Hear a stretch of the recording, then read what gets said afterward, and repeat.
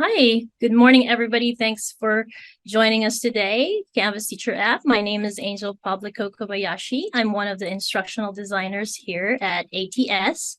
I'm also an adjunct ESL instructor at a local community college. And assisting me today is Paul Quesada. He's also an instructional designer. He's going to help me with the chat today. But before we begin, I want to go over some housekeeping. During the presentation, please feel free to type your questions in the chat. Paul and I will do our best to answer your questions. And then later, towards the end of the presentation, we're going to have a live Q&A in which you can just unmute yourself and ask your questions. Then during the presentation, when we get to the demo portion, please have your mobile device ready, your smartphone or your iPad or tablet, because I'm going to walk you through the installation process, and also I'm going to show you different ways to log in. Now, and then at the end of the session, we kindly ask that you fill out an evaluation form to help improve our workshops. Let's begin with a question. I want to know your experience with the Canvas Teacher app. So I'm going to launch a poll right now. There you will see 4 choices. Let me go ahead and launch that. All right, and please make a selection.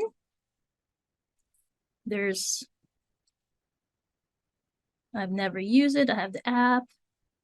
Okay. All right. All right, let me share the result. Okay, so it looks like you've never used it. Okay. Well, you came to the right workshop because today, I'll talk about the features and show you the different cool things that you can do with the app. All right, let me stop sharing. All right, here's our agenda for today. First, I'll talk about the benefits of using the mobile app. Why use mobile apps in higher ed? And then I'll go over the capabilities and features of the Canvas Teacher app. And I'll also talk about the limitations. And then I'm going to do a live demo. I'm going to show you my phone and what you can do with the app. Then I'm going to walk you through the installation process and the logging in process. And then at the end, we'll have time for a Q&A. So why use mobile apps? Well, the obvious answer here is that the use of mobile apps in the United States is ubiquitous. If you look at the table on the screen, the use of Canvas mobile apps is rapidly increasing. So you can see from 2016, it was 87%. Now 2021, 91%. Many students, as you can see, and even instructors are using the mobile app. And there are 3 main benefits. First, it's just convenient, the ease of use.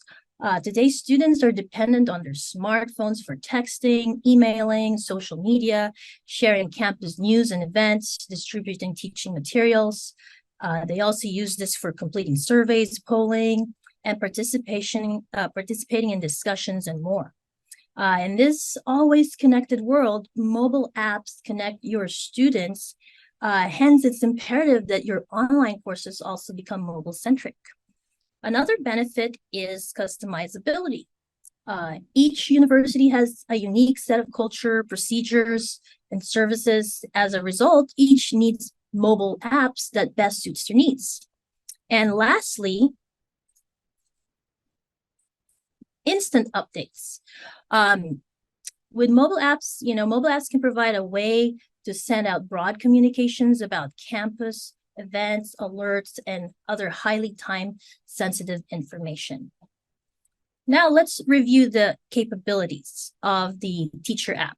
So the Canvas Teacher app provides quick access to grading, communicating, and updating, which are 3 of the most frequent course facilitation tasks for instructors.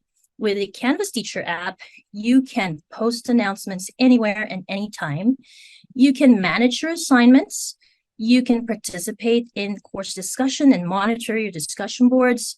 You can send and receive messages from students. You can also do grading on the go. And you can create and edit your pages. You can upload or delete files. And lastly, you can use the student view feature to check your course content. Let's talk about the announcement tool, because this is probably the tool you're going to be using the most in the app. And with the teacher app, you can post an announcement anywhere and anytime. So if you have an emergency, like having to cancel your class or your office hours, you can easily post an announcement through the announcement tool in the app. The features of the announcement tool in the app and the web version are exactly the same.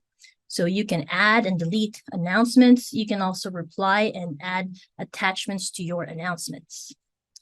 Next, discussion tools. The Canvas Teacher app allows you to monitor your discussion boards and participate in them. With the app, you can reply to discussion posts, which increases your participation in online instructor presence. Now, I want to make note, though, that with the app, you can only create non-graded discussion boards. For graded assignments, including discussion boards, you'll have to use the web version to create anything that's graded. However, in the app, you can still do some editing. You can still monitor who's posting what, and you can delete, any unwanted postings or edit. You can add attachments to, and you can also pin and unpin your discussion boards through the app. And lastly, you can also like discussion posts from students, just like in other social networking apps. Let's move on to assignments. I know I mentioned earlier that you can't really create new announcements, in the app.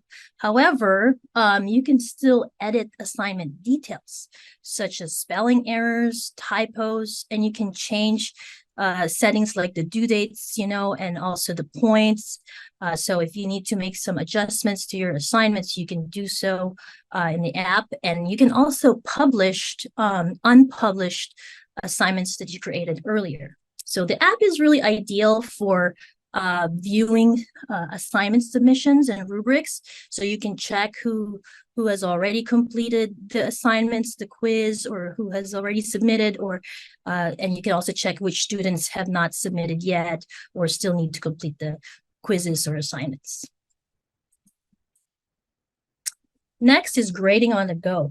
Another capability of the Teacher app is to grade on the go. With the app, you can do basic grading of assignments, quizzes, and discussions. You can also browse submissions and provide feedback with SpeedGrader embedded in the app.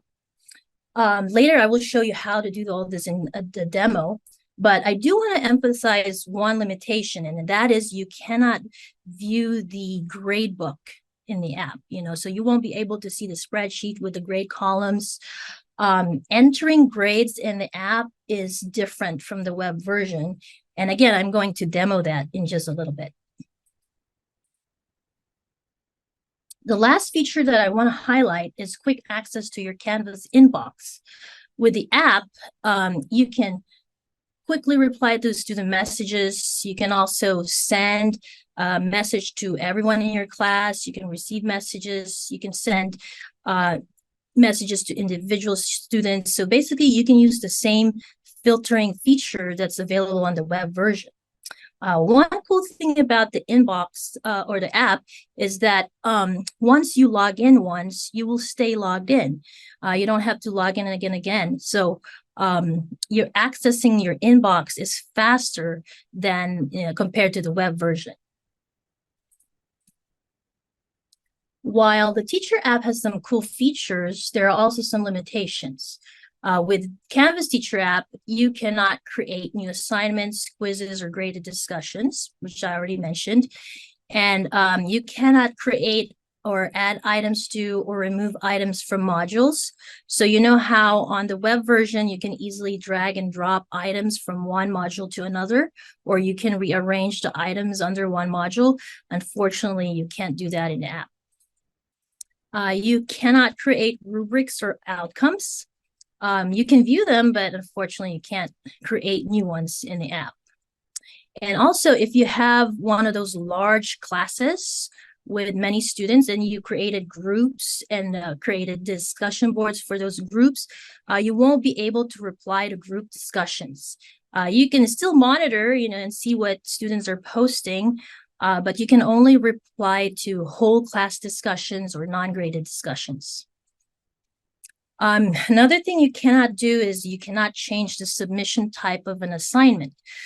For example, if you created an assignment and you set it to for online submission or uploading files, you won't be able to change that particular setting. You can change other assignment details such as the points, the due dates, or fix any spelling typo errors, but the submission type is something you cannot change. Another thing you can't do in the app is use any feature that doesn't appear in the app's course menu. So you know how you have when you customize your course navigation menu in the beginning, when you set it up, sometimes you still, on the web version, you can still see some of the ones that are hidden from view, but in the app, you won't be able to see any tool that's not enabled. Okay, so if it's disabled, it won't appear in the app. And as I mentioned earlier, you won't be able to view the gradebook, and you won't be able to view the calendar. All right, so now I'm going to do a live demo of what you can do in the app, how to do grading on the go, reply to messages, monitor quizzes, edit assignments, and post announcements. So let me switch screens. I'm going to show you my phone.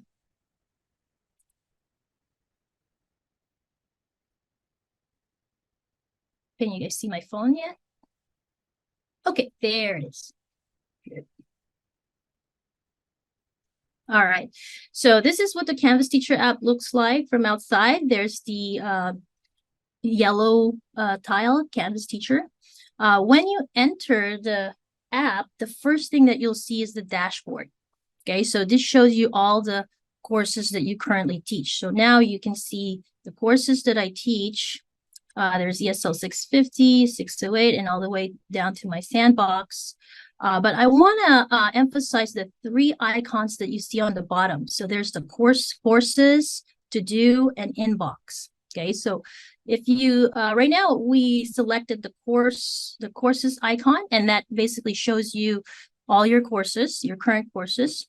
And then the to do icon, this shows you all the student submissions, so that need to be graded. Okay, so right now you can see I have different assignments there, and you'll see that I have 12 student submissions that I need to grade. And then the right one is the inbox, the icon for the inbox, and this shows you all the messages from students that you received. So this, I'll show you how to do, create a message and do a quick reply using the app. So right now I'm going to select the first message there from Veronica, and it gives you the option to reply. So I'm going to select reply. All right, so same thing. Once you type in something in the message box, like this one, you'll notice that the send option becomes available. Okay, so then you'll be able to send your message, and notice there's a paperclip icon next to it that allows you to attach a file. All right, right now I'm going to go ahead and cancel because I don't want to send any message. And if you want to send a message to the whole class, you have to go back to your inbox. And at the top right corner, do you see the plus sign? Okay, so just click the plus sign to create a new message and select a course. So right now I'm going to select ESL 650. And if you look at the recipient line, there's also another plus button there. Click on the plus button, and this is the same filtering system that allows you to send a message to either everybody in your class or to individual students. So if you want to send a message to everyone in your class, just click all. If you want to send a message to individual students, you click students, and you'll see the name of the student there. And once again, once you type in some text in the message area, the send button will be available, and you can send a message or attach a file. All right, so that's how you do send message in the inbox. Now, I'm going to demo grading on the go because, like I said, it's very different from the web version, how you enter grades in the grade book. So let's say I want to grade the first one on the list there, discussion 5. I have one submission. I'm going to click on that. And you'll see that this one is a late submission. Okay, so now I can see the student submissions or response to the discussion board post. But I want to point out the 3 options on the bottom. Okay, so on the bottom, there's grades. Okay, and this shows you the points. So if you look at 5 points, so that means that this discussion board is worth 5 points. And if I want to assign 5 points to the students, all I have to do is slide this button to the right. So I'm going to give this student 5 points, and that's how you grade. And that's how you grade on the go. The comments option here allows you to provide a brief feedback. For example, if I want to say, great job, and then send. Okay, the file options just shows you if there's anything attached to the post, and this student doesn't have anything attached to her discussion post. So I'll click done. So for assignments requiring file uploads or online submissions, the process is the same. So if you look at my next assignment here, verbal test, it looks pretty much the same. So this student has an audio file submission, so I can listen to the audio file, and then you'll see the same option, grades, comments, and files. All right. Okay, so now I'm gonna show you how to monitor quizzes. Okay, so I'm gonna go to a different course. I'm gonna go to my ESL 608 course, and I'm gonna look at quizzes. Okay, so if you have Canvas quizzes, if you created Canvas quizzes automatically graded by SpeedGrader, you can monitor those quizzes and check who completed the quizzes and who have not yet completed the quizzes. So I'm going to do select quiz number 4. And so you can see there I have 8. I can see that I have 8 students who have already completed the quiz.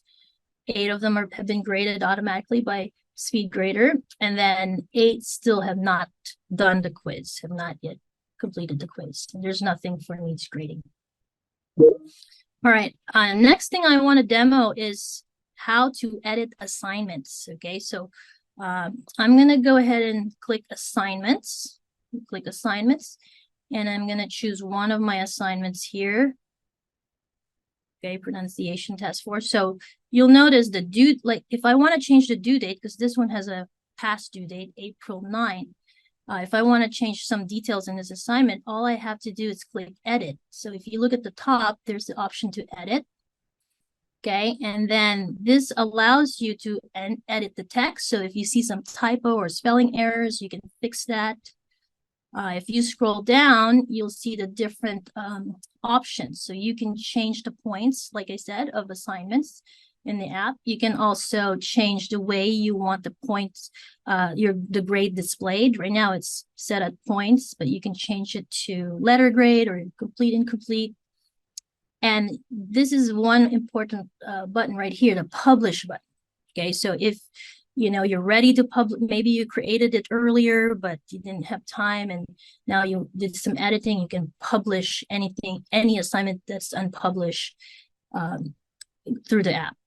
Okay, and then if you look at the details at the bottom, you can also change the due date right here. So I'm going to change this to October 30, Monday. So let me just find October. So there we go. Oops. Okay, so now I changed the due date of this assignment. You can also change the availability dates and also to whom you want to assign this assignment. Okay, so that's how you edit, assignment details in the app. Very handy tool. Last thing I want to show you is how to post an announcement, So just go to the announcements tool, and at the top right corner, you'll see the plus button. And then you can type in the title, the description. And like I said earlier, the features are the same as on the web version. So you have the option to delay posting, allow users to comment, allow liking, and so on. Okay, so that sums up my demo. Are there any quick questions, or is there anything you want me to show in the app? No? Okay. All right, I'm going to go ahead and switch screens and just have a few more slides here. All right, so now I'm going to walk you through the installation process. If you haven't installed the app in your phone yet, please grab your mobile device. Now's the time to get your mobile device. There are actually two ways. These are the steps to install. If you have an Android device, you can follow the steps. On the left, you see the left column there. And then if you have a EOS device, you can follow the steps on the right. All right. Have you guys already installed the app? Okay. All right. Good. All right. We're going to skip to the next one then. All right. Okay. So the logging in process, there are actually two ways to log in. The first method is through single sign-on, and this can only be done on the mobile app. So to do this, launch the mobile app version of Canvas, and you're going to see the Find My School button. Go ahead and click that. And then you can type in CSULB, and you should see CSU Long Beach pop up. So go ahead and select that option, and then log in with your SSO to finish logging into the Canvas Teacher app. The other method is to use the QR code. So the second method, this is ideal if you don't remember your SSO password, but you're already logged in, into Canvas online. You can simply get a QR code to log into your phone. So here are the steps. First, you log in normally on the web, and on the global navigation menu, just select the account tab, and it should give you should see the option for QR for mobile login. Select that, and then it's going to ask you to proceed. Once you click proceed, then it's going to show a QR code, and you can scan the QR code with your camera to finish login. Did you guys try that? Good. All right, so now you can feel free to explore the app. You can try to click on the icons that I showed you. You can look at your courses. But while you guys are exploring, I want to talk a little bit about the Canvas Student app. Okay, now remember, this is different from the teacher app. This one is specifically for students. And I'm not going to go into details, or how to use the app, but I do want to give you reasons why you should encourage your students to use this app. So the first one is, your students can remain engaged with your course activities, and they can get reminders of due dates and upcoming meetings. They can also access course material in a variety of environments. And finally, they can remain more organized and use their time and resources wisely.